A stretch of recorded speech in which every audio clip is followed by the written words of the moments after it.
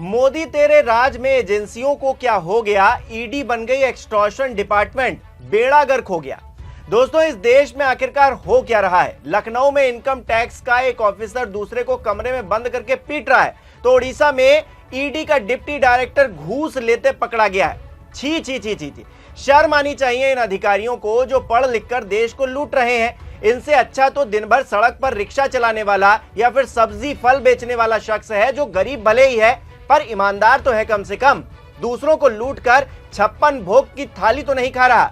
दोस्तों, खबर जान लीजिए, क्योंकि ऐसे बेशर्म, बेहया, बेईमान अफसरों के लिए जितना कहा जाए उतना कम है। नमस्कार, मेरा नाम हिमांशु मिश्रा है, आप देख रहे हैं 4PM न्यूज नेटवर्क।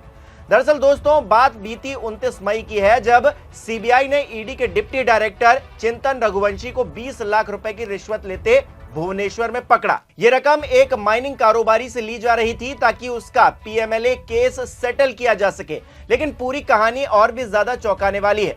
सीबीआई का कहना है कि चिंतन ने पहले 5 करोड़ रुपए की रिश्वत मांगी थी, यानी वो कारोबारी का केस दबाने के लिए बड़ा गेम खेल रहा था। बातचीत के बाद रकम 2 करोड़ में तय हुई। 20 लाख रुपए पहली किश्त थी। कारोबारी पर मनी लॉन्ड्रिंग का केस था और चिंतन ने वादा किया था कि वो ईडी की जांच को मैनेज कर देगा। किसी ने सीबीआई को टिप दी थी कि चिंतन रिश्वत मांग रहा है। सीबीआई ने स्टिंग ऑपरेशन तैयार किया। उन्होंने रंग कोडेड नोट्स, जिन्हें ट्रेस किया जा सकता है, उनका इस्तेमाल किया। 29 मई को जैसे ही चिंतन ने 20 लाख रुपए लिए, सीबीआई ने उसे धर दबोचा। सबूत के तौर पर रंग कोडेड नोट्स बरामद कर लिए गए। फिलहाल केस दर्ज करके चिंतन को हिरासत में ले लिया गया है और सीबीआई उनसे पूछताछ कर रही है। उम्मीद है कि पूछताछ के दौरान और भी बड़े खुलासे होंगे।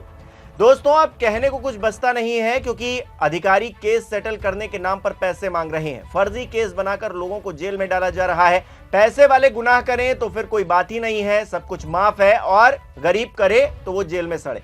और ये सब तब हो रहा है दोस्तों, जब तथाकथित ईमानदार सरकार सत्ता में है। सियासी माहौल भी गर्म हो चला है। कांग्रेस इस मामले पर क्या कह रही है, जरा उसे भी देखिए। कांग्रेस ने अपने ट्वीट में लिखा है, ED is equal to extortion department. ED में जमकर वसूली का खेल चल रहा है। ओडिशा में एक व्यापारी पर पहले ईडी का केस लगाया गया, फिर व्यापारी को ईडी के दफ्तर बुलाकर धमकाया गया और मामला सेटल करने के लिए 5 करोड़ रुपए मांगे गए। ये घूस और किसी ने नहीं, सीधे ईडी के डिप्टी डायरेक्टर ने मांगी। व्यापारी जब गिड़गिड़ाने और रोने लगा तो डिप्टी डायरेक्टर ने दया खाकर घूस की रकम को 2 करोड़ रुपए कर दिया। पहले 5 करोड़, फिर 2 करोड़। इसके बाद तय हुआ कि यह रकम किस्तों में वसूली जाएगी। तारीख तय हुई और डिप्टी डायरेक्टर बढ़िया तैयार होकर घूस की पहली किस्त लेने के लिए पहुंच गए। जैसे ही 20 लाख रुपए को हाथ लगाया, वहां मौजूद सीबीआई के लोगों ने डायरेक्टर साहब की कॉलर पकड़ ली। ये पहला मामला नहीं है, इससे पहले भी ईडी के कई अफसर डरा धमकाकर घूस लेते पकड़े गए हैं। साफ है, नरेंद्र मोदी ने ईडी को वसूली गैंग बना दिया है, जो लोगों को फर्जी केस में फंसाता है और फिर उन्हें धमकाकर पैसों की उगाही करता है। ये नरेंद्र मोदी का वसूली तंत्र है, जिसका शिकार जनता हो रही है। दोस्तों, कहते हुए अच्छा तो नहीं लग रहा, लेकिन सच यही है कि मंच पर खड़े होकर भ्रष्टाचार के लिए डींगे मारना, बड़ी बड़ी बातें करना एक तरफ है, और भ्रष्टाचार के लिए काम करना दूसरी तरफ। सरकार डींगे हाँकने में लगी हुई है, लेकिन सच सबके सामने है। ईडी का डिप्टी डायरेक्टर, इतने बड़े पद पर आसीन व्यक्ति, रिश्वत लेते हुए पकड़ा गया है। मतलब, जब अधिकारी ही भ्रष्ट हैं तो दूसरों से क्या ही अपेक्षा की जाए। चिंतन रघुवंशी, जो कि एक IRS यानी कि इंडियन रेवेन्यू सर्विसेज के अधिकारी हैं, जिन्होंने 2013 में UPSC civil service exam pass करके ये मुकाम हासिल किया है, इतने पढ़े लिखे हैं। वो ईडी के भुवनेश्वर जोनल ऑफिस में डिप्टी डायरेक्टर थे। उनका काम मनी लॉन्ड्रिंग, माइनिंग केस और बड़े आर्थिक घोटालों की जांच करना था, लेकिन ईमानदारी की उनके अंदर कमी थी। इसीलिए अब रिश्वत कांड में वो बुरी तरीके से फंस गए हैं। दोस्तों, ये मामला सिर्फ एक रिश्वत कांड का नहीं है, बल्कि पूरे देश की छवि का भी है, जिसे ये अधिकारी, इस तरह के भ्रष्ट अधिकारी, नेता मिलकर बर्बाद कर रहे हैं। ये एक नेक्सस की तरह है दोस्तों। देश की इतनी बड़ी एजेंसी का अधिकारी भ्रष्ट आचरण में पकड़ा जाएगा तो दुनिया में क्या छवि जाएगी हमारी, आप खुद ही सोचिए। हालांकि मोदी सरकार तो सिर्फ अपने बारे में ही सोचती है। उसे इस बात से फर्क कहां पड़ रहा है कि उसके पार्टी के नेता सेना का अपमान कर रहे हैं। सोचिए, जब सेना का अपमान पार्टी का शीर्ष नेतृत्व सुने ले रहा है, सहे ले रहा है, तो फिर इन एजेंसियों में क्या चल रहा है, इनकी छवि क्या दुनिया में जा रही है, देश में जा रही है, क्या ही फर्क पड़ता है। जब उसी सेना का, जिसका गुणगान मोदी जी हर मंच पर करते हैं, उसके नेता अपमान करते हैं तो फिर कुछ नहीं किया जाता। उनके नेता बेशर्मी भरे बयान देते हैं और मोदी जी वो सब सुनकर खामोश बैठे रहते हैं। अब जब हालात ऐसे हैं तो ईडी के डिप्टी डायरेक्टर से क्या ही उम्मीद रखी जाए या फिर सरकार से क्या उम्मीद रखी जाए कि वो इन लोगों को सबक सिखाएगी, जब इस तरह से भ्रष्टाचार की जड़ें मजबूत हो गई हैं। हालांकि भारतीय जनता पार्टी के नेता फिर कहेंगे 1947 याद करेंगे, वो दौर याद करेंगे जब इंदिरा जी प्रधानमंत्री हुआ करती थी, वो दौर याद करेंगे जब नेहरू जी इस देश के मुखिया हुआ करते थे। कहेंगे कि उनका ही किया धरा है।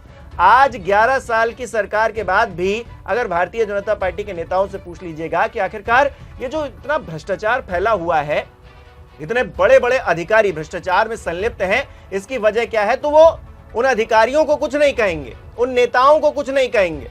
वो कहेंगे किसको? नेहरू जी को। वो कहेंगे किसको?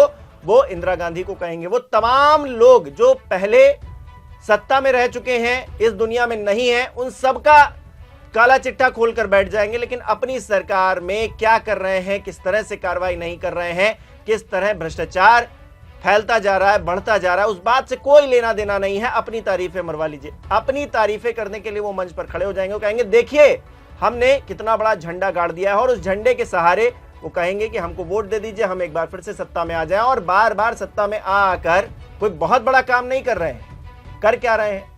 कर ये रहे हैं कि उनके नेता बेशर्मी भरे बयान देते हैं, कोई कार्रवाई नहीं करते। कर वो ये रहे हैं कि उनकी जो केंद्रीय एजेंसियां, उनके हाथ में जो एजेंसियां हैं, उनके डायरेक्टर, डिप्टी डायरेक्टर तक रिश्वत ले रहे हैं, और इतने जो कांड निकलकर सामने आ रहे हैं उस पर भी कोई एक्शन बहुत ज्यादा मजबूती से होता हुआ दिखाई नहीं दे रहा है। और इसी की वजह है कि हर किसी की हिम्मत बढ़ी हुई है, नेताओं की बयान देने के लिए हिम्मत बढ़ी हुई है, और ऐसे अधिकारियों की रिश्वत लेते हुए हिम्मत बढ़ी हुई है, क्योंकि संदेश नहीं जा रहा है।